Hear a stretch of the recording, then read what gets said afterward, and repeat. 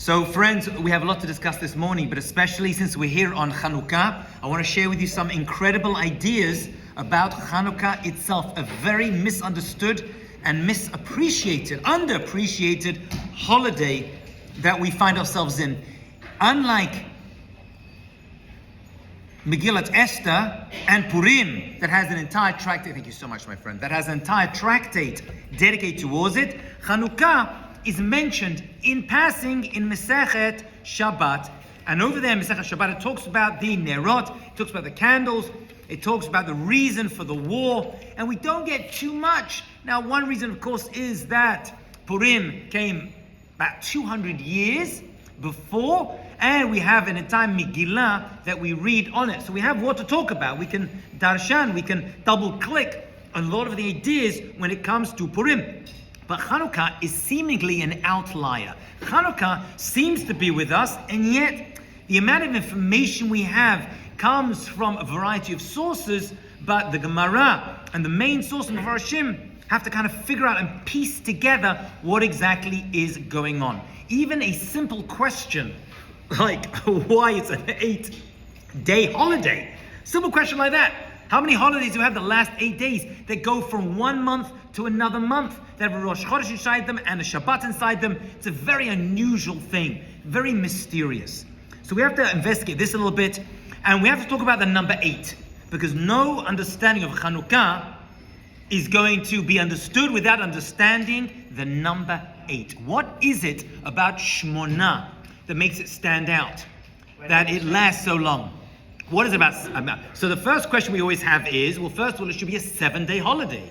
Because if they found enough oil, as the Gemara says, for 1 day, then why are we celebrating for 8? Because the first day, the first lighting should not have been a nes. Of course, the Bet Yosef has many answers to this question. There are hundreds of answers to this question.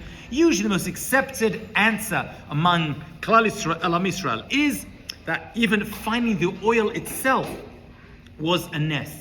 Finding the oil itself was a nes in and of itself, was a great miracle, and therefore that's included as the first one, and then the 7 after that. The Bet Yosef gives actually a very, very practical, in the Torah, he gives a very practical answer. He says that it's actually an 8-day holiday, Anything to do with 8 days the Brit Milah? Yes, it is. That's where we're going, my friend. That's exactly where we're going. Thank you. So why is it 8 days? So really it's a practical thing. They needed to re-squeeze olives. And where are the olives? They were a 4-day travel away. So 4 days, he says, there's a Bet Yosef, to travel down in order to get the olives, and then 4 days to get back. That's an 8-day break. And therefore 8 days is the amount of time it takes to re-juice the olives in order to get the shemen zayit zach, the pure olive oil that was needed to put inside the menorah. But the number 8 has a lot of significance in and of itself. Let's have a look at the word itself. This is unbelievable. The number 8 in Hebrew is shmona. We talk about shmona. The word shmona is actually a mix-up of letters that mean a number of things. Shmona, if you rearrange the letters, you get hashemen, the oil. Okay, that's interesting, cute, but it references that. Rearrange them again, you get Mishnah. Mishnah. Rearrange the letters again, and you get Neshama, the soul. Okay, we have 8, we have the oil, we have the soul. What exactly is going on with this one word? So what does the number 8 represent? And let's tie this all together, my dear friends. The number 8 we know represents Lamala Menateva, above the natural order. 7 represents Olam Hazeh. 8 represents the infinite, which is why I always say that the figure 8, although that the actual figure itself is not a Jewish figure, does happen to be on its side infinity. It can't be a coincidence that it fits in so well. And so the number 8 represents Lamala Menateva. 7 is Olam Hazeh. There are 7 days of the week. We go 1, 2, 3, 4, 5, 6, 7, back to 1 again. There are 7 notes in a musical scale. Da, da, da, da, da, da, and goes back again. After 7 goes back. 7 colors in the rainbow. 8 represents the one stage after that. the one stage after you reach 7, you go to Shmona. So 8 represents, listen very carefully, this is important, the interposition, the connection between Olam Hazeh, 7, and the spiritual world, which is 8. So 8 is always going to represent that connecting tissue, that level of pulling together two worlds. This world, the physical world, and the spiritual realm as well. So the other words should also fit that. Hashemen, the oil, has the same role because you have a wick, right? You have the patil, you have the shemen, and you have the or, the light. So the oil itself connects the wick to the flame. Without the oil, the wick would be lit, but it would burn out. And you can't have a flame without the oil. So the oil itself connects the patil, it connects the wick to the fire, to the or itself. Mishnah. What's Mishnah got to do with this? How does Mishnah fit into this? Well, the Mishnah is the first time we see Torah Sheba'al Peh, the oral Torah, written down. So we have Torah Shebichtav. That was given to us in Olam Hazeh, written down completely by Moshe Rabbeinu and given to Am Yisrael and Klal Yisrael. Oh, so what's the Mishnah? The Mishnah is the hidden. It's above. It's the connection between the written Torah, Torah Bichtav, and Torah Sheba'al Peh, the Torah you don't see until it had to be written down. Actually, the reason it was written down was in order to confuse the Greeks. That's a whole different shiur, whole different discussion. But really, the reason that Mishnah and Gemara comes along and tries to deal with it is so cryptic was that they weren't meant to write down the Mishnah. The entire Torah Shabbat was not meant to be written down. And the Greeks wanted to see and understand the Torah, and so Ptolemy II made the Shivim Zekanim, the 70 nation Rabbanim, write down the Torah, that they could see. But the Torah Sheba'al Peh had to be protected. And so the Torah Sheba'al Peh was written in a very cryptic fashion. They weren't allowed to do it, but the Greeks wanted it. They were forced into it. And so it was written very cryptically. It's the unseen part of the Torah that had to be written down. So they barely just wrote down the bare bones understanding of what the oral Torah, Torah Sheba'al Peh, was all about. And so Mishnah represents the level, the connection between Torah Shebichtav, the bit you can see, and Torah Sheba'al Peh, the bit you cannot see. What's that got to do with the Neshama? So Neshama's got the same role. Because we have 5 souls. 5 for the price of 1. On sale. You have the lowest level of the soul, which is the Nefesh. Above the Nefesh, you have the Ruach. The Ruach. Then you have the Neshama. The Neshama is the middle level. The middle level. Above that, you have the Chaya and Yechida. And so, you have 5 levels of the soul. If you'll notice, the Neshama is the middle level. What's the middle level doing? It's connecting the 2 bottom levels, the Nefesh and the Ruach, to the top 2 levels, the Chaya and Yechida, that are outside the body. The Nefesh and the Ruach and the Neshama are inside the body. The Nefesh is in the blood, Ki Adam Ya Nefesh. The Ruach is the heart, right? Because you speak from your heart, represents speech. Nefesh is action. And Ruach represents speech, right? Ruach Mamallah became a speaking being. The highest level is Tefillah. The Neshama is the highest level inside the body, and that is in the Moach, in the brain. That represents thought. We have action, speech, and thought. In Kabbalah, they call it Naran, right? Nefesh, Ruach, Neshama. So the Neshama is now connecting these bottom 2 levels to the higher 2 levels. So once again, the same number is now a connector. It's connecting 2 lower forces with 2 higher forces. Neshama, Shmona. And Neshima actually means breath. The ability for us to breathe itself comes from the Neshama itself. And so we know that Shmona, the 8 days we're in right now, are connecting us. They are connecting days.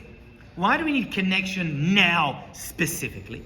What is it about this time of year? Because we're right now in the darkest time of the year. This is when the dark forces and darkness itself is so strong. It's so in our face. It's right there in front of us. And what do? We take a ner. We take a little light. That one little, lahavdil. I live in a very, very Jewish area. Baruch Hashem. We have many, many nerot. But even you drive down the east side or the west side highway, you see, lahavdil left Christmas trees, So there's one guy in my neighborhood, the last of the Goyim, actually he's married to a Jewish woman, we'll leave that aside. So that's a by the by, another Greek problem, but he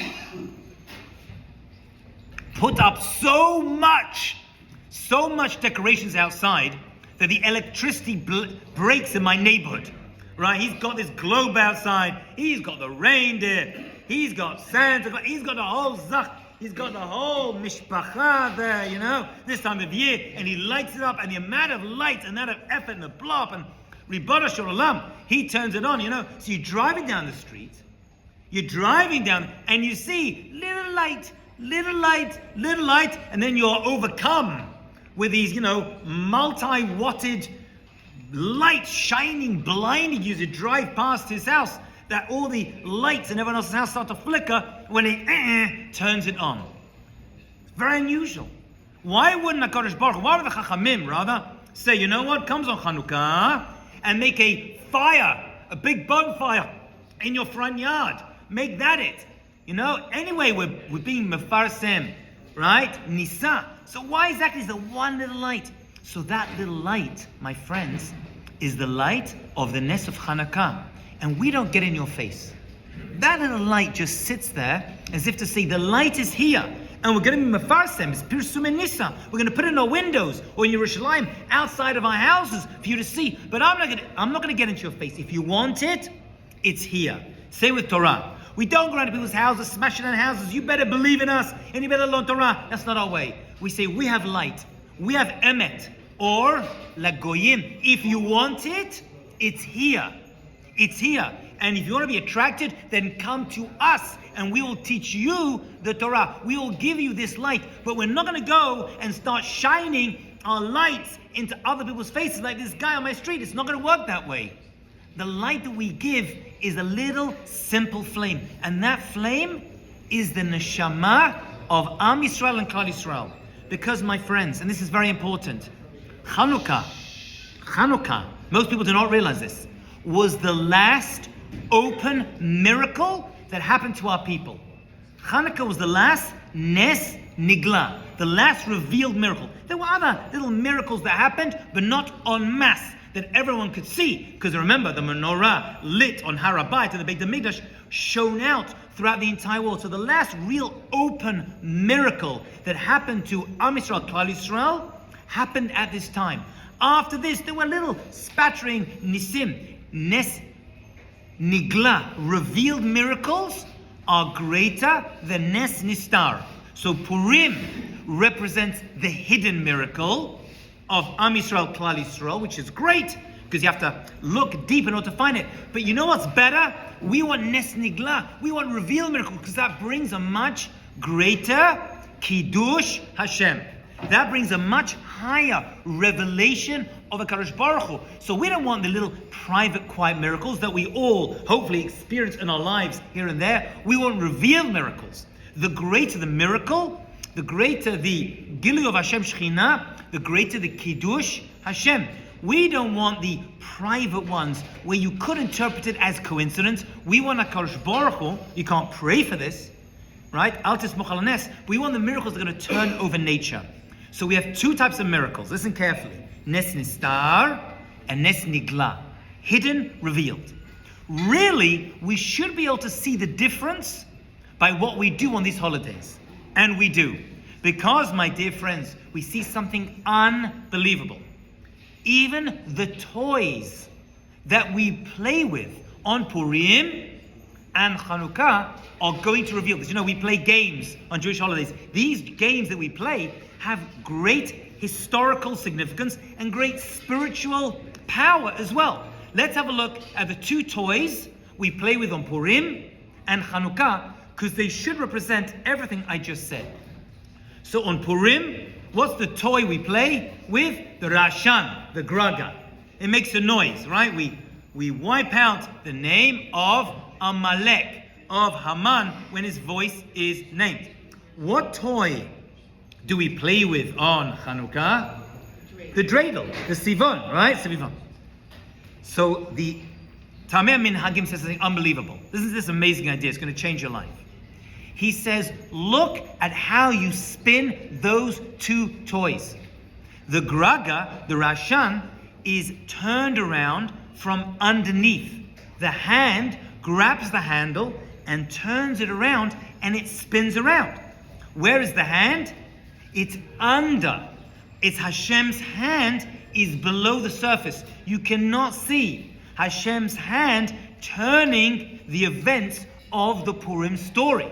Oh, comes on Chanukah, and Chanukah, the hand comes from on top, grabs the sivavon, the dreidel, and it spins it from on top. So you can see it's a nes nigla, it's a revealed miracle, because the hand is coming from on top and turning the dreidel, and you see Hashem's turning the events of world history and doing revealed miracles on our behalf. So we have nes nigla and nes nistar. Which one of them is greater? Nes nigla. We want revealed miracles. We said we want Chanukah miracles. We want that oil. This meant last for 1 day to last for 8 days. That makes a much, much greater Kiddush Hashem. If what I'm saying is true, and it is, then we should see two types of potential miracles when Mashiach comes. There should be two types of miracles when Mashiach comes. Two different versions. What are you talking about? It hasn't happened yet. That's true. But the Nevi'im were able to not warn us, but to challenge us to rise to the occasion of making, it's going to sound unusual, of making the miracles of Mashiach's arrival nistar or nigla. How could that be? How do we have a choice when it comes to that? It's actually in our hands. How?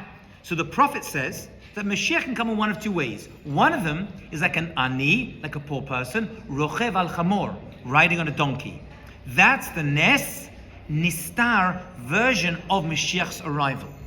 But there's also a nes nigla version, like a chochav, like a star, a la rakia, traveling across the sky that everyone's going to see. That's the nes nigla version. We have the ability. Hashem said to us, I'm going to bring you Mashiach. You're going to get the redemption. But the way it comes, that's up to you. You can have the Pesach Chanukah version, the revealed miracle version, which no one can doubt, and everyone throughout the entire world, the French and the Russians and the British, and yes, even the Israelis, can see the arrival of Mashiach as being a great nes nigla, a great way of revealing. And actually the word nisayon has inside it nes, miracle. Nisayon is nes. And if you look at the word nisayon, a challenge, because every miracle brings with it a challenge. When you see that miracle, is it going to change your life? Or are you going to remain the same? Is it going to change who you are? Or are you going to remain the same? So it's much easier to see a nes nigla and be changed by that experience. That's what we want to see. Because a nes nistar is, it's coincidence. It happens to be that Mordechai happened to be standing in the right place and Esther was chosen. You can explain it away. It's much harder, my dear friends, to explain away nes nigla. That's why the word for a challenge, nisayon, is made up of two words. Nes yavan. Nes yavan. The miracle of the Greeks. The word nisayon, it goes perfectly together, like a jigsaw. Nisayon, a challenge, is nes yavan. Because the nes of Yavan was that this revealed miracle happened, that this oil lasted for 8 days when it should never last for 8 days, when this small group of Jews was able to overcome the entire Greek army and win over this time. That was the ultimate nisayon. But the nisayon is, do you see the nes in the nes Yavan? That's what it's about. That's nisayon, that's the challenge. You have to see these miracles. We all hear stories coming out of Israel. Incredible stories that happen. I don't know if you saw the story about the tuna fish can. You saw that one? About the fish right? And they were opening up the fish, right? It was in oil. And they had this one unbelievable story. One of my friends gave it over, and he said they opened it up. It wasn't so good, and they basically took it and they lit it to be oil, and they threw it in a small hole, and they saw fire coming out. They smelt it, and they all ran out of this tunnel. You always hear these crazy stories coming out. These stories are not pashut. They are nes yavan. These are revealed miracles that we have to see, appreciate, and change our lives by watching and listening to. That is the dreidel concept. The dreidel concept is, do you see Hashem's hand coming in and turning and spinning the events and taking this last revealed miracle for the Jewish people until Mashiach comes, when the God will come again, and last us, this small flame has to last us and has lasted us 2,000 years. 2,000 years of Jewish history. We've had to take this last open miracle, this last Nes Nigla, and take it with us through the darkest times of the year, meaning the darkest times of Jewish history. That, my friends, is the secret of the number 8. The number 8 is Neshama, Shmona, Neshama, Ha-Shemen, Neshama that comes to us, Mishnah, all these things, which is why really Chanukah it cannot be given its own book. Really, there are books we have, but it has to remain hidden and very coded because it represents a higher level of Torah Sheba'al Peh, which is why we only know about Chanukah from the little description in the Gemara, and it's the perfect location. Why is it the perfect location? Because the Gemara represents a higher level of Torah that originally was not written down and was never meant to be written down. It represents the hidden aspect. Just like the neshama is a hidden thing, right? So the number 8 is hidden. So too, the shmona is a hidden number. You don't see it. In this world, we get to 7, we start at 1 again. Only 7 levels. The notes of the musical scale go 1 to 7, and then back to 1 again. By the way, Mashiach comes. There are sources that say there's going to be an 8th note. When Mashiach comes, we're now going to have the 8th note. The 8th note, we're going to go to 7 and to 8. There'll be something new, even in the musical realm, that is going to take us to a higher level. We get an 8th color too? You get an 8th color too. An 8th color to the rainbow. Why not? 100%. And it's very difficult to even fathom a new color. But an 8th color, what does that mean? You're going to see things in a new way. There's going to be a revelation of Hashem's Shekhinah, a gilui of Hashem's Shekhinah, that you're going to hear differently, just like they saw the sounds at Har Sinai. They saw Ru'et HaKolot. They saw that which is not normally seen. That revelation is going to come when Mashiach comes. There's going to be an extra note on the musical scale, an extra color that we never recognized before. I think I know what that color is, right? But that's another time. If you want to know what that's about, we can talk about that as well. Mashiach comes, we celebrate not Pesach and Rosh Hashanah, we celebrate Chanukah. In a very different way. We're going to see even Purim, but even Purim is going to be a revealed miracle of Purim. We're going to even appreciate, that's why Megillat Esther will be there. But that's why there couldn't be a book, there couldn't be a Megillah of Chanukah, because it's so sublime, it's so l'mala milateva, you couldn't put it down into print. You would be destroying the holiday. And therefore the Gemara mentions it, just on the side, because we have to celebrate it. We've got to know why we're lighting, right? But you can't do it because the flame cannot be written down. And that's why there are, the level of the flame of Chanukah is the highest level that comes, that's why the Rambam describes lighting over the menorah, and it's the only mitzvah that I know of. The Rambam describes this way as chaviva ad ma'od, very, very special. I have my daughter, who right now is in LA and having trouble getting back because there was some crazy thing in LA. She went to Shabbaton over there, right? She was born on Chanukah, and we named her Chaviva, right? Without even realizing, it came to my wife. I didn't get a choice in this, and my daughter Blianra, and she's very, very Chaviv Blian. She's actually a teacher of Torah in a kiruv school where I live. Baruch Hashem. So, because the lights themselves are very precious. What makes them so precious? The Shabbat lights. That should be Chaviva. The Shabbat lights represent something very, very important. But you can use them, and you should use them, by the way. That's why you should light your Shabbat candles by the Shabbat Su'udah. They should be used. Not too close to make up the tiltum, but the lights of them. But when it comes to the Hanukkah menorah, it's very weird. It's asur to use them in any way. En reshut l'shemeshem ella l'rotem bilvad. What's the point of that? The point of light is to use it. And they say, no, not Chanukah lights. Chanukah lights are so precious that they should be seen and not seen. Used, but not used. You hear this? They are so precious, so special, that the halacha is, you light, you enjoy the light, but you don't use them. You see, when it comes to Purim, it's seen, it's written, has a Megillah. Chanukah represents the neshama. It's there, but it's not there. It's seen, but it's not seen. It's B'chadri Chadarim, says the Gemara, about the neshama. And the number 8 is seen, but not seen. So too, the Chanukah lights have to be seen, but not used. Because they represent Torah Sheba'al Peh. The Torah Sheba'al Peh barely exists in this world.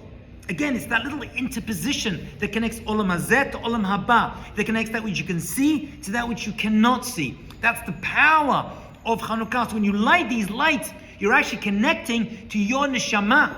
You're connecting to the Olam Haba, which hasn't happened yet. You're connecting to the last open miracle that ever happened. And really, by doing so, you're testifying that Hashem does open miracles, that He changes the course of nature for Am Yisrael and Klal Yisrael, and Bezrat Hashem will do it again. That's the whole concept. You can't put that into words. You can't put that into Megillah like you did with Purim. You can put it inside the Gemara, vaguely make reference to it, but that's it. Dayenu. That's the closest we can get to appreciating the power, the koach of the Nerot of Chanukah. Bezrat Hashem, we will see the future burning of the lights of the, because it's coming back, my friends. We're going to relight that menorah, not by the Kotel HaMaravi, by the Western Wall, which is a very beautiful and powerful lighting. That's not where it's meant to be, my dear friends. It's meant to be on top of the mountain. Which is why, one last idea, we know the windows in the Gemara of the Beit HaMikdash were made backwards, inverted. Usually, right, regular windows are there to capture light from outside and bring them inside. But the light of the menorah, right, the windows were made inverted so the light from inside would go outside. How much light? No one's walking around, checking their watch, or in those days their, sundial, whatever it was, right? When it came to the lights from the menorah, obviously it was a spiritual light. So you're walking around, you felt low. The Greeks were there, or the Romans, or whoever's coming to persecute us, the Babylonians, and they would say, don't worry, look up. Look up to Yerushalayim. Look up to the mountain. Look up to the Beit HaMikdash on the mountain. And there was a little light that represents the neshama of Am Yisrael and Klal Yisrael that would shine out, and you felt rejuvenated from that experience. Right? It wasn't there for use, obviously. The light of the menorah was not made to lighten up the night sky. It was there to invigorate the neshama inside every Jew as they would walk around. So actually, really, the Beit HaMikdash was a multi-sensory experience. You would hear the music, you would see, and you would smell the ketoret, which they say would travel very, very far and wide, sometimes even further out than Yerushalayim. They say the smell will sometimes waft to Yericho. That's why it's got the word reach inside it, which is an incredible statement. The smell of the ketoret would even travel. The smell of the beautiful spices in the Beit HaMikdash would go. It was a multi-sensory experience, but the menorah represents sight. That which you could see and connect to Hashem. God willing, we'll see the Gilui of Hashem Shekhinah, the revelation of Hashem Shekhinah with open miracles. Nes Nigla, Bezrat Hashem, very, very soon. Have a Chanukah Sameach.